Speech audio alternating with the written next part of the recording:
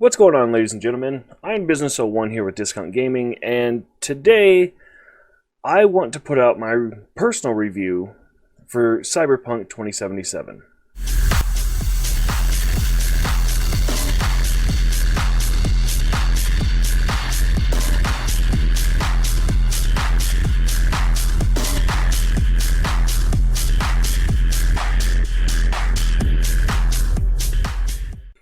So as a lot of you guys know, Cyberpunk is very, very big in the news today.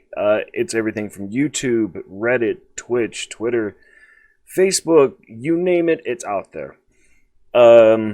Pretty much everybody unanimously claiming that Cyberpunk 2077 is one of the biggest video game disasters in a very long while. So, despite all of that, personally, I went through and I kind of argued with myself on a lot of these on what console I wanted to get it on. Now, I don't have a PC beefy enough to run something like this. My options are the PlayStation 4 or Stadia. Both of which I've heard good, I've heard bad. Stadia is running off of some of the best PCs in the industry, not just home base. But I ended up going PS4, and there's a couple of reasons for this. Personally, the PS4 for me is more accessible. And while Stadia works just fine for me, I wanted something where if I wanted to take it to a friend's house or what have you, or even take it to another room, I don't have to go through the whole internet thing. I can just hook it up and go. But that was kind of a decision for me. You know, despite all the negativity based around how bad the PlayStation 4 base model is, because I don't have a Pro, I don't even have a Slim. I have the original PlayStation 4. So I bought it anyways. Now, for me, guys, a game is not based on graphics. Yes, it helps. But for me, a great game is based on the game itself. You know, does it have a great storyline? Does it have good characters? Is it plot-driven? Is there character development? Things of that nature. So I wasn't too worried about the graphics. The other thing that I've heard a lot is that there's no romance in the game. Okay, and this isn't a Final Fantasy title. You know, this isn't some, oh, the hero wins and rides off into the sunset with the love of their life. No, this is Cyberpunk. For those of you that aren't real familiar with the whole Cyberpunk theme setting, Cyberpunk is very, very gritty. You know, it's very tech heavy. It's very kill or be killed. You know, and basically the goal of Cyberpunk is, like Jackie says in the game, you either get fucked or you do the fucking. That might have come out of context. Anyways, it's a very gritty dog-eat-dog sort of world. So the fact that, at least so far, I haven't encountered any kind of like love interest or anything like that, it's not a big deal for me. You know, because the story of Cyberpunk is so immersive. The character development is there. The emotions for the characters are there.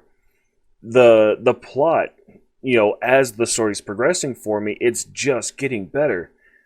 The other thing that I want to address, and I've heard a few people say this, is that sexism is used as prop dressing in Cyberpunk 2077. Again, guys, for those of you that don't know the whole Cyberpunk theme and lore and everything like that, that's kind of the industry. You know, everybody wants to be sexier. They want to look better. They want to just be better than each other. Like, it's the whole thing, like, oh, I'm better than you because I paid to have this body mod for what the fuck cares. So that's kind of a thing. Like, that's kind of a Cyberpunk thing. Another big thing that I've heard, and this one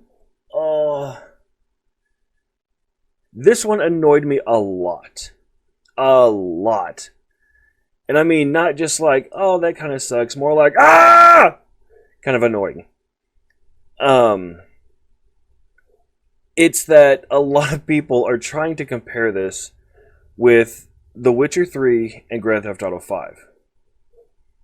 Saying that, oh, you know, these games are great and, oh, they're so amazing. And that's true. Both of which are very, very amazing games. You know, I'm not trying to steal either one of their thunders, but The Witcher 3 there were a lot of bugs when the game came out, and that was that way for a very long time. But it was fixed, and now it's heralded as one of the greatest games you can play, on a PC, on a console, whatever. So much so that it's gotten a TV show, and it's absolutely amazing. Um, Grand Theft Auto 5. Grand Theft Auto 5 is a huge game, very open world, and you have the multiplayer aspect of it, which in and of itself draws tons of players to it. I myself, I've never played the story for GTA 5, but I've played a lot of the online. So, yes, they can be compared, but you have to remember when GTA 5 was released originally, it was riddled with bugs and glitches. There were some glitches where you would just fall out of your car. Okay. And then you had other glitches where it was wiping people's garages. It was wiping their save data. Like, these were significant glitches. The biggest glitch that I've seen so far is I had one crash last night, and in a 12-hour gaming span, I had one crash on me. That's nothing. There's a lot of the games that I play now that still give me crashes. I kind of want to name names, but I don't think I'm going to, so we're just going to move on. This stuff happens.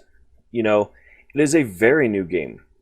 Plus, everybody needs to remember that this game originally was announced in May of 2012. Years ago. They dropped the announcement for it. They had dropped an amazing trailer that to this day is still absolutely amazing to watch. But a big thing of it is, it was originally slated to be for the PlayStation 3 and the Xbox 360. Well, they kept working on it, and they were also working on The Witcher, and they were making, that better. So new tech started coming in, the PlayStation 4, the Xbox One. So they started building it up to those specs. Well, now we are getting into the newer generation with the PS5 and the Xbox Generation Series. And, we finally got a release. And it's super, super exciting because I've been stoked for this game since its original announcement in 2012. Yes, it's a little frustrating because it's like, okay, we're finally going to get this while it's delayed. And then, while I personally was upset that it was delayed, I understood it. Because while I personally am not in the video game industry, even though I would love to be, I myself have tried to make my own video game. I've learned the coding. I've learned the modeling process. I've taken a very deep dive into speaking with developers and producers and coders and modelers and all this stuff. And guys, it's a big, big world out there. These people are working as hard as they possibly can in teams of X number of people to get this kind of stuff done. So I understood it. I was a little disheartened, but I understood it. Well, watching all this transpire, they postponed it and people started to get upset. They started to get angry. People started to lose hype, and then they were like, okay, fine, we'll release it. Well, now that it's released, people are upset because it's not finished, and it's like, guys, you can't have it both ways. Unfortunately, CD Projekt Red is kind of stuck between a rock and a hard place because they wanted more time to polish the game more. People were pissed. So they were forced to release it, and people are pissed. So they're kind of in a shitty position right now. I understand and I can appreciate that the CEO came up and said, hey, we fucked up. This is my fault. Like, that takes a lot of balls from any CEO, not just game development, but any CEO in general, to stand up and be like, hey, I called the shot. It was the wrong shot. I'm sorry. So kudos to you, on something like that. As far as the game itself goes, I absolutely love this game. And this isn't coming from some diehard fan. This isn't coming from some CD Projekt Red fanboy, nothing like that. For those of you guys that have watched our channel and everything, we enjoy games for what they are. They're video games. Not everything is going to be perfect. Not everything is going to be top notch, quality, top of the line, but it's the game itself. And what you as the player get from the game, that's what we see as if it's a good game or not. So the glitches that I've had in the game aren't anything major. Like sometimes I'll hit the touchpad to bring up the menu, and it'll graphically flash real quick, and then I'll have to press the button again to bring it up. Not a big deal. I haven't had any clipping issues. I haven't had any major serious glitches. The only glitches I've had, I kind of caused because I went to run over a group of people that I was supposed to be shooting, and my car kind of like glitched itself, clipped into like a bike rack or something like that. I can't get mad at that. That was my fault. So, but the memes that people are sharing online where we were supposed to get this and this is what we got, and the whole this is what we got is super just shitty. I don't think personally that that's fair to a game like Cyberpunk because the graphics are not bad. Yeah, they take a little bit to load in, but guys, if you play PlayStation 4 or Xbox, One, that's nothing new for us. It happens with a lot of games. Dude, I still play Monster Hunter, and that still happens. I play Call of Duty Warzone, and it happens. It's not a big deal. But for the most part, that hasn't even been an issue. It's like I'll go in somewhere, and the graphics are there. Yeah, they might not be some stupid fucking 4K super high-res graphic, but I know what it is.